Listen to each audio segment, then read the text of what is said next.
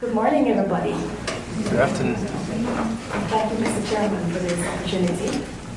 I do know that I'm the only English-speaking person here making a presentation this morning.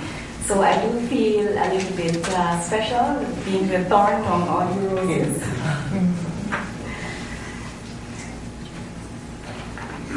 So I thank the Sailor Secretariat for arranging this very important seminar. It is my pleasure to present Jamaica's perspective on economic relations with Canada. Indeed, the timing for this presentation is impeccable.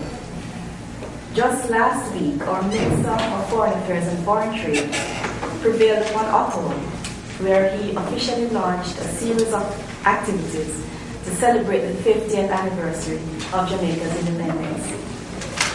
This year, 2012, we also celebrate the 50th anniversary of the establishment of diplomatic relations with Canada.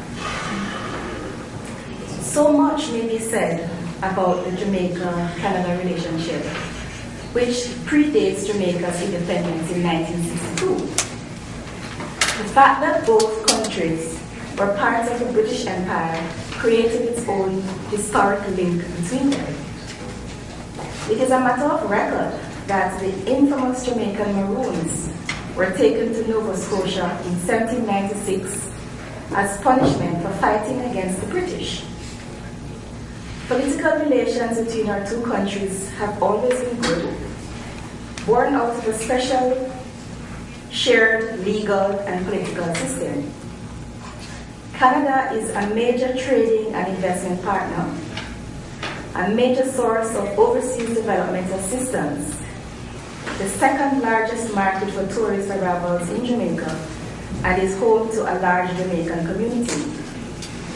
And just as a matter of information, our national dish, the ackee and saltfish, is really not much without Canada, because the second part of that dish, the saltfish, is actually imported from Canada, and that relationship has been in place for some time. So in a nutshell, our two countries have had significant historical linkages, and today, Canada remains one of Jamaica's key regional partners at all levels, bilaterally, regionally, and multilaterally, in what is a treasured relationship that is set to deepen even further as our two countries seek to cooperate in the interests of our two peoples. Just looking a little bit at the trends in the Jamaica-Canada relationship, Canada's development program with Jamaica is administered through the Canadian International Development Agency, CIDA, since 1963. The areas identified by CIDA for assistance to Jamaica are economic growth, security and the rule of law, accountability, entrepreneurship, public sector institutions, and disaster preparedness. One example is a recent initiative called CARILED, which is aimed at promoting economic development through the involvement of local government in assisting small and medium enterprises. The point must be made that these areas of focus are closely aligned to our own national priorities for development. In other words, we do have a win-win situation that typifies a partnership that is geared towards the realization of shared objectives on both sides. CIDA's programs in Jamaica have evolved over time to meet some of our pressing economic challenges. And so we have seen a shift over the years from grant-type funding for projects to commodity assistance, such as the provision of fertilizers and food, which was monetized, and the resources used as balance of payment support. Up to 2009, support has amounted to over $460 million US. Jamaica is particularly pleased that in the midst of the global economic and financial crisis, we have been able to count on the support of Canada to weather that storm. Canada reviewed its bilateral beneficiaries in 2009, which has resulted in support for CARICOM countries being channeled through a regional mechanism. We have, along with Haiti, however, continue to obtain bilateral type support from Canada, although this will be phased out over coming years. Up to 2010, assistance has amounted to over $470 million. CEDA's bilateral programs in 2009 accounted for 8 projects amounting to over 53 million Canadian dollars. Total CEDA funding to Jamaica for 2009 to 2010 is reported at about 4.62 million bilaterally and a further 6.28 million multilaterally. And I'll look very briefly at cooperation with Canada on security issues. We have a long-standing and mutually beneficial joint operations between our two forces, the Canadian Forces and the Jamaica Defense Force, for over 45 years. Collaboration between our two forces have addressed training and security infrastructure and capacity needs. The long-lived Military Training Assistance Program, NCAP, came to an end in April 2011, but the program continues in other forms as Canada continues to provide assistance to the Aviation Training School in Jamaica. A mission of the school is the provision of helicopter and fixed-wing aircraft training to pilots throughout the Caribbean. Defense cooperation also includes pre-deployment training for Canadian Forces engineers and as they assist Jamaica Defense Force in improving security infrastructure. Recent Canadian investments in joint initiatives with Jamaica security forces has been roughly about 19 million Canadian dollars. Of this, tropical hammer exercises alone have contributed roughly 11 million Canadian dollars to the Jamaican economy. There are also plans in place for Canada to provide assistance to the tune of about 1.7 million Canadian dollars to the Jamaica Defense Force Counter-Terrorism Operations Group. Our two governments are currently working on a proposal by Canada to establish an operational support hub in Jamaica. You may recall that just following the massive earthquake in Haiti in January 2012, the Canadian Forces and the Jamaica Defense Force collaborated together on the Canadian Forces military air bridge between Kingston and Haiti, which allowed for the movement of more than £1 million of relief supplies and personnel. We expect the military hub initiative to come on stream in the very near future, and we are pleased that it will serve as a response point for regional crises in the Latin American Caribbean area. Tourism is another important area of cooperation between our two countries. Canada is now the second largest market for tourist arrivals in Jamaica, having now surpassed the UK in terms of total stopovers. We're not really sure how much of this is attributable to the air passenger duties, very vexed issue for us at the moment, that is affecting tourist arrivals from UK destinations, but this is for another discussion. The resumption of daily flights to Toronto by Air Jamaica in April 2004 provided another impetus to the strengthening of people-to-people contacts between our two countries. The introduction of services by WestJet from Winnipeg and Toronto has significantly increased arrival figures. Now, Jamaica-Canada trade. Trade with Canada covers a wide range of goods and services. Imports from Canada totaled about $106 million in 2009, while Jamaican exports to Canada stood at $144 million. Much of our trade earnings from Canada are attributed to the operation of Canadian companies that have helped to develop our bauxite industry. And I have to mention that our country seems to have a trade deficit with pretty much most of our bilateral trading partners, but at some point or other we have had a positive balance of trade with Canada.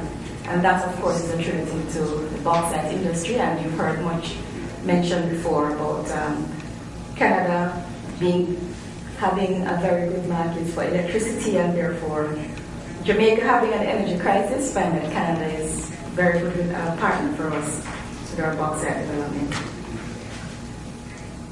It may also be noted that for many years, Canadian financial institutions, including Scotiabank, Bank of Commerce, and the Royal Bank, have operated to great success in Jamaica.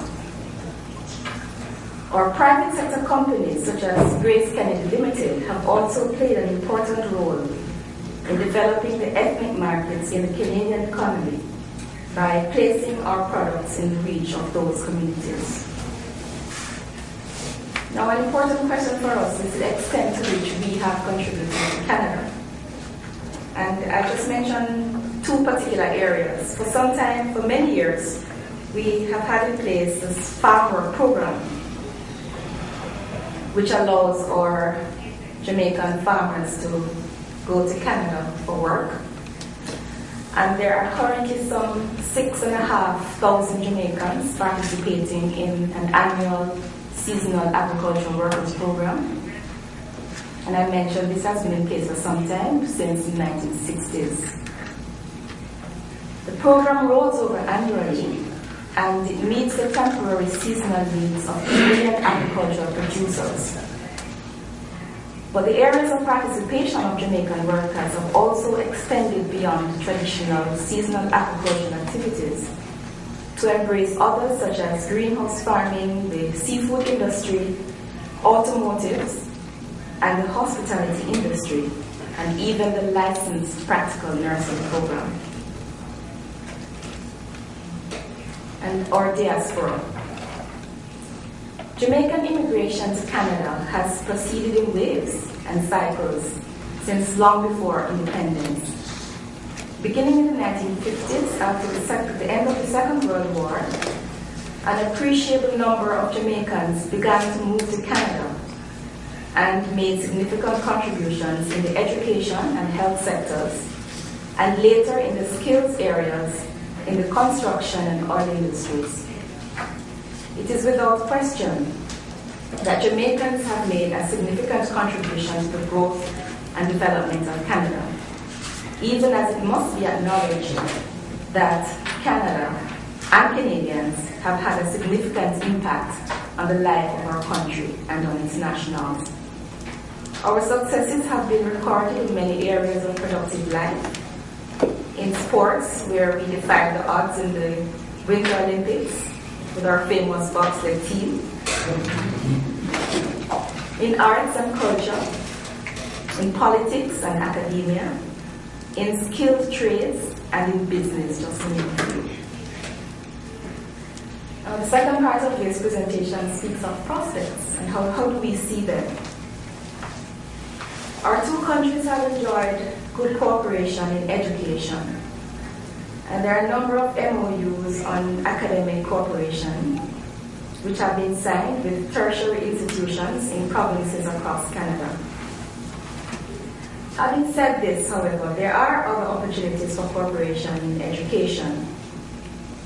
Certainly, we believe that there is room, from our perspective, to get to a stage where our trained professionals who are eligible to work in Canada, including those in the medical and legal fields, need not start at the beginning in terms of training when they seek out job opportunities in Canada. And in this regard, we are keen that some mutual understanding be reached so that periods of training may be shortened to allow for earlier accreditation to facilitate our nationals to join the working world in Canada at an earlier time. This is one area where we can definitely increase the dialogue to our mutual benefit. CARICOM has signaled its interest in coming to an arrangement that would involve consultations between the relevant Canadian provincial bodies and our regional counterparts to come to an agreement on elements of mutual recognition, and we hope that this will yield some successes in the very near future. Now, there are ongoing negotiations between Canada and CARICOM towards a regional type trade agreement, and I know you've all listened carefully to all of what has been said, including by the Ambassador of Guyana. And I really wish here to make a bit of a clarification to the very useful document that was provided by the Secretariat for this discussion.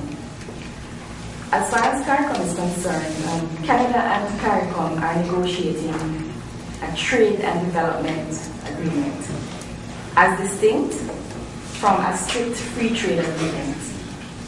For us, the inclusion of a development component in this agreement is absolutely critical for arriving at any acceptable agreement between us. So as we also seek to address the prospects of our relations with Canada, we consider that the Aid for Trade agenda is one where opportunities exist for good outcomes. Jamaica officially launched its National Aid for Trade strategy in Kingston in October 2011. And this identifies our development needs. Now, given that Aid for Trade is a WTO initiative and has also been identified as a priority for Canada, we believe that an opportunity is presented here for addressing the development component of the Canada-CARICOM Trade and Development Agreement. Finally, there are immense opportunities for enhancing further our relations with Canada at the regional level. We note, for example, Jamaica's interest in the convening of a long-outstanding CARICOM Canada Summit, which would provide an opportunity for a more extensive exchange on a range of key issues of mutual interest, including security. And there is a need for even greater cooperation and collaboration in addressing the ongoing security challenges of our region. And also in the area of economic development, including strengthening economic linkages, capacity building, innovation, and competitiveness, and also in trade and investment. We also see opportunities for sustainable development, as well as the status of the ongoing negotiations of the CARICOM Canada Trade and Development Agreement. Against the background of what has been mentioned, we believe that there really are significant prospects for continued mutually beneficial relationships with Canada. And again, I just want to pick up on the point that was made earlier by the Ambassador of Guyana, who I thank very much for his intervention. All of CARICOM can identify with what he has said regarding the matter of debt and our middle income status.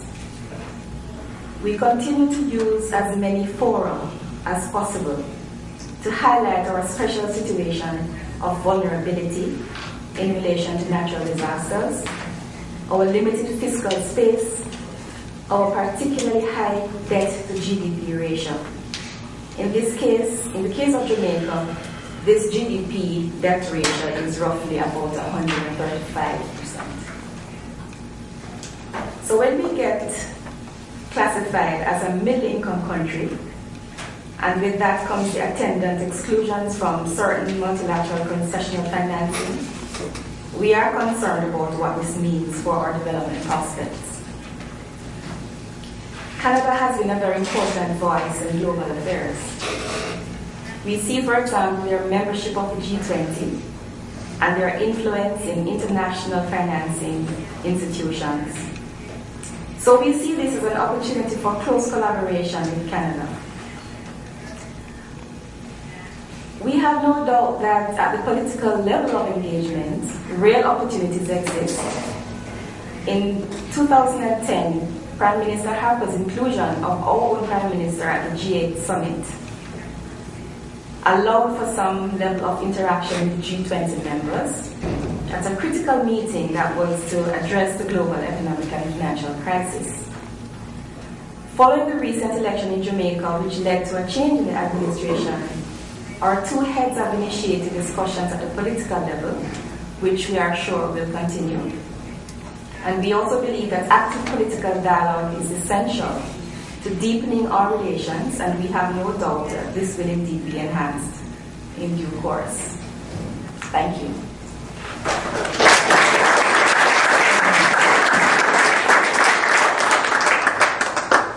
Bueno, agradecer su participación de la señora Ariel nuevamente mis disculpas, pero por otro lado no creo que sería admisible que se considere por cuestiones idiomáticas una espina en medio de rosas, más bien al contrario, creo que es una rosa, bueno, refiriéndome a los varones, en medio de espinas. Agradecerle su participación. Ahora vamos a continuar.